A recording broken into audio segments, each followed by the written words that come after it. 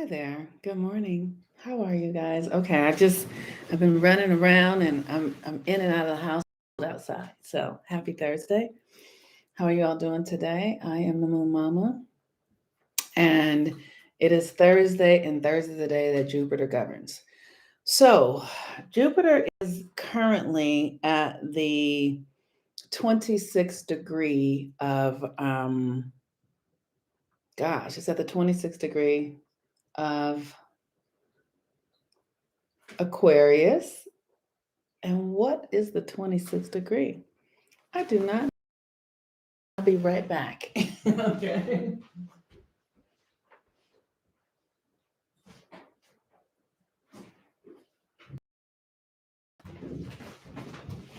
All right. Okay. I'm a tiny bit disorganized this morning. I had an appointment this morning, so I've been out of the house already, and I'm back. And so I just couldn't get this done before I left the house. And so I'm not prepared, as you can say. As you can see. Okay, silence. Silence, right? Haha. All right. So Jupiter is the planet that governs Thursday. Jupiter is the planet that is about expansion, blessings, luck. Jupiter is the planet that governs excess. Um, it's the ruler of Sagittarius. It's knowledge, vision, your relationship to the divine. Like Jupiter is the biggest planet in the solar system, so there's this godly quality that goes along with it. Um, and Jupiter is at the 26th degree of Aquarius. Jupiter will be leaving Aquarius at the end of the year and going into Pisces. We're at the end of the year now, but really soon Jupiter will be going into Pisces. Um, and Jupiter is one of the traditional rulers of Pisces. And so this energy, Jupiter in Aquarius, it's Aquarius is a because we're moving into the age of Aquarius. Let me say it that way. Because we're moving into the age of Aquarius, Aquarius is taking on a little bit of a different tenor. How you doing, Renika? And the tenor that it's taking on is this dominance, right? Like that your individuality, your unique way of being is the dominant energy in your life. And it's such a subtle thing. It's kind of difficult for me to talk about because um I feel like the stuff that I talk about is the stuff the conversations that we're having in our head is the conversation that I'm having out loud with us, right? And so the Aquarius energy is very subtle. Now, here's the thing. There's nothing new in the universe, but there are things that are new to you. And Aquarius says that you're going to take on a new energy, something that is alien, right, to you, but it's already inside of you. It's already there. You don't have to go out and make yourself into something else. You're already seated with what it is you are to become now. And I think yesterday I was sharing about pine cones and how the forest there are forests all around the world, but that's a silly thing. There are forests that have these pine cones, these trees, these pine trees, where you actually the pine cones have to be it takes fire for them to open up, for them to become who they really are, for them to really blossom into their true selves. And so this Aquarius energy it's important to know that it's inside of you already. You don't, and I talk to people constantly and I understand. I talk to people who, well, what's my purpose? And what am I supposed to be doing? And the thing is, it's inside of you. So you can come and get coaching or go be with people, but your purpose, nobody can tell you what it is. And if you begin to ask yourself, like, it's not an intellectual thing. Your purpose and what you're here to do is not like, I want to be a doctor. Maybe that could be your purpose. I'm not saying that that wouldn't be your purpose, But for those of us who don't really know directly what we are here to do, right? Like if you're not clear what it's supposed to look like, the work is to nurture your relationship to yourself. Nurture your relationship to yourself. Spend time with yourself, asking, what do I love? What feels good? What am I here for? Do your rituals, spend time with your ancestors, understand the lineage that you've come from so that you can then get an idea of what it is you're up to, right? I come from a lineage of preachers, of religious. My grandmother was, turn a glass over. The babies are coming. I come from that. That's what I was born into. I grew up in a household that was chaotic and crazy because we couldn't really easily work with the spiritual energies in the time frame that we were in. But the spirituality was up. My grandmother wake up. I had a dream. Somebody's pregnant. I remember one time. Let me tell y'all something. Ooh, my grandmother, Myrtle Walker. Say her name, Myrtle Walker. She had a dream that somebody was pregnant, and it was me. And I was about 16 years old, and I was literally like, how do I hide from this woman who sent her subconscious to stalk me? I didn't think that at 16. At 16, I was scared and oh my God, and I'm gonna get caught, and what if this is the end of the world? At 16, that's what was going on. But my grandmother dreamed of fish, and sure enough, I was fucking pregnant, and I was really trying to figure out. So my point is, understand what's in your lineage, understand the gifts, the power. Where do you guys come from? What are you capable of? These are the energies that you want to understand, because they will help you understand your purpose. If you understand your lineage, your ancestors, what you love, your relationship to nature, then your purpose will be revealed to you. For people who don't understand their purpose, and that is the Aquarius energy. And so Aquarius is the mind of God, and Jupiter is God. Does your granny still do that today? Oh goodness, Lord have mercy. Whoo, Lord, you don't want, when you're like, it's to be around women or people who you can't hide even your inner world from. Wow. Like I mean, for those of us who've been with people like that, and for those of us who are people like that, you know what I'm talking about. Like you just can see everything. You can sense everything. There are no secrets. There are no secrets anyway. Some of us just don't have the perception to see what's there. So the Aquarius energy is this unique expression. Jupiter is the unique expression of like what hasn't been revealed yet. Jupiter is this expansiveness, this access to God, right? The practice, right? So it's like, how do you practice cultivating your nature, right? Cultivate your nature, court your nature, pursue your nature. Do you understand what I'm saying? Like we talked about, oh, I'm looking for love. Look, the way you look for love, look for yourself.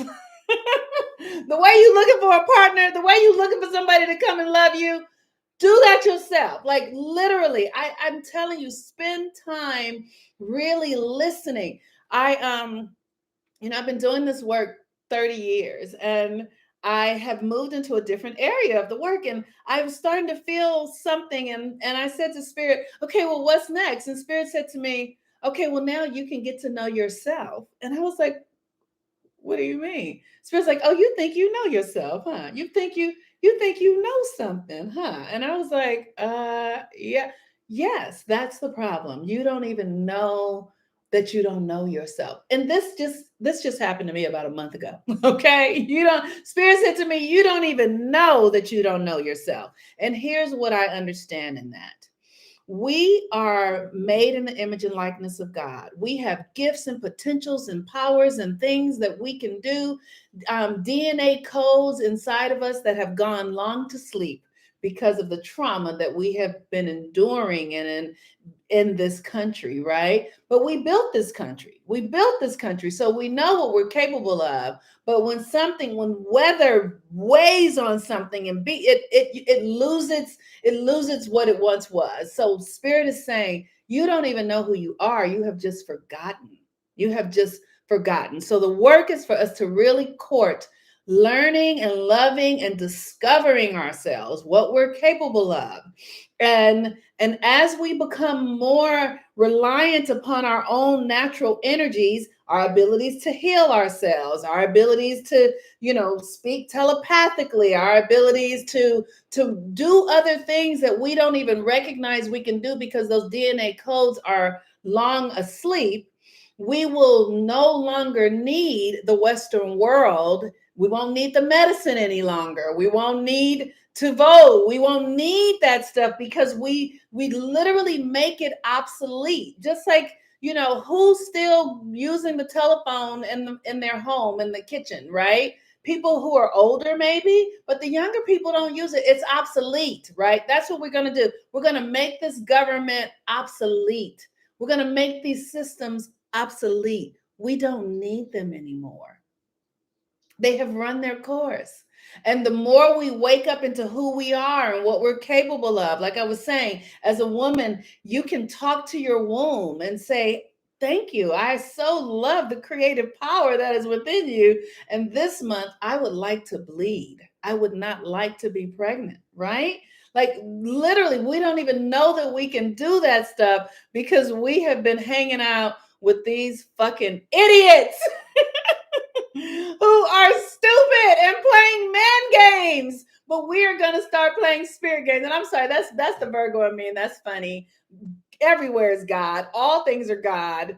And yeah, so I really don't want to curse that in that way, but I am going to acknowledge that it does not serve any longer. And for us to continue to do it that way it doesn't make sense when we have this other new technology that is being birthed through our own consciousness. And yes, it does require responsibility. It requires that you be sovereign. It requires that you understand that you are a creator of your reality. It requires that you understand that you are in service to something greater than yourself. And it requires that you understand that we're moving out of the age of Pisces and into the age of Aquarius.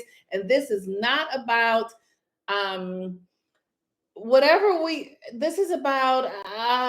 this is about becoming our individual selves, because that's what God would have us be, who we truly are meant to be. That is what it is, right? So the moon is in Pisces today, and the moon is in Pisces. So let me just a couple of things that have occurred. Mars has been in a square with Jupiter. Mars in a square with Mars in Scorpio. That deep desire, that energy that shows up as your sexuality, as your desire. It is your power. It is your life force. In a square with Jupiter. So Mars in a square with Jupiter means that your faith, the things that you've been focusing on, the things that you've been visioning for, because Jupiter is faith. Jupiter is your connection to God. The things that you've been focusing and visioning on are coming into existence because of the work that you're doing, though. With Mars and Jupiter square, you have to do something to access that energy. You have to make yourself readily available for it. It's a square. You have to create a container for the energy that you desire, that is your vision, where you're going to be held. So write down, what are you up to in your life? What are you doing? Write it down. See yourself in it. Do that kind of stuff. Like do the rituals. Mars in a square, Mercury in a sextile with Jupiter. So your thoughts, what you're thinking, Mercury is in Sagittarius. And so Jupiter governs Sag, and Sagittarius is this, it's inspiration. All of this is Jupiter energy today. It's going to the next level. It's taking adventure to go higher, right? In your thoughts, because Mercury governs your thought form, right? So in your thoughts, what's the next highest frequency? Right? So in any circumstance and situation, you can just ask yourself, What's the highest thing for me to do here? What's the best solution here? What's the highest and best? Not from a selfish, egoic place, but from a person, because it's Jupiter. So it has to be expansive and divine and, in service, not only to yourself. Um, Mercury the moon conjunct Jupiter. Okay, yeah, and the moon conjunct Jupiter is the energy of being true to yourself, detaching from the things that keep you um out of your divine frequency. And here's what that means. All of the people pleasing and the things that we do for external approval and things like that stuff, you have to question, why am I doing this? What is the external approval that I need? What am I looking for? So that you can take responsibility for that energy. Maybe you have work situations where you are, kind of clamoring or desperate because you want to be recognized. You have to recognize yourself, literally. The thing you want your boss or somebody to say to you, say it to yourself every day. Oh my God, you are doing such a good job. Like, we would not be okay if we didn't have the work that we appreciate you so much. You are changing this. Like, speak to yourself the way you want to hear the people that you work with and the people that you are in service to speak to you, because that sets the pattern, and then the pattern is in the universe and it will be duplicated and come back to you. Okay, the moon in Pisces. The moon in Pisces is the empathy, it's the subconscious, it's the dream world. And so it's literally what is it that you are dreaming for our culture, for our world, right? Like, oh gosh, goodness gracious. Like, what is it that you are here to contribute, and what are you here to contribute? And like, where do we need compassion in the world? Where do we need compassion in the world? Where do we need love and people who are empathic and empathetic? And where do where are the healers? Where are the people who can really go out into the world, as rigorous as it is right now, and see a new possibility? Because Pisces is the cosmic consciousness. That's kind of the way I like to look at it. But it's the imagination. And the imagination is where we create everything. Everything comes from the internal subconscious imagination. And when the moon is in Pisces, what is it that you can imagine for the world? Like, you are here in this motherfucker, okay? You're not the only one, but you are here. And so what is the best that you can imagine for yourself? Because what the best is that you imagine for yourself, it will also turn into something for others. Because that is Pisces, this collective understanding that it is important for us all to be thriving, to feel good, to feel loved, to feel safe and secure, to feel like we matter, to feel valued. And the more of us that can walk out in the world in this way, resonating that frequency of love and unconditional acceptance and joy and just happiness because you're doing your fucking thing, that is contagious. That's the real virus, y'all. That's the real virus, okay? All this scaring and getting people to be totally afraid, all that's bullshit. It is not real. I'm telling you. And the more you understand how we heal and make ourselves whole and align to the cycles and the systems that the creator created, that's what health is. To be aligned to the systems and cycles that the creator generated. And when we align ourselves, we are healthy. We are whole. You cannot, and there's an ebb and flow in that. There are times, like right now, this morning I had to go get a colonic because when I was in Egypt, the energy was so intense in Egypt that I came home and started eating bread and cheese. Like, I literally been eating pizza. And my colon got backed up. Like, my body couldn't move it, right? And so instead of worrying, I talked to my body. I just asked my colon, what's going on with you? And literally, I saw a picture. She was like, you ate all that bread and cheese and I cannot move it. Okay, called the colonoscopy, right? Because you can talk to your body. You can heal your body. Your body is listening to you. And the more that we can communicate with ourselves, we will no longer need these external systems, because Pluto is moving through Capricorn and we are in this Venus retrograde energy. And so as this energy, we have to become more reliant upon our inner authority and less reliant upon our external authority. And so that's all that we're up to. And it is a process. It is one breath at a time. It is one day at a time. It is not a microwavable experience. It is, but it does, once you make the decision, once you change your mind, it's done. The universe will come and support you. Ask for help. Ask the universe. Send me my ancestors. Send me my spirit guides. I need help. I ask help with everything, everything. When I'm working with technology, I got a 53-year-old brain. It works. It really works good.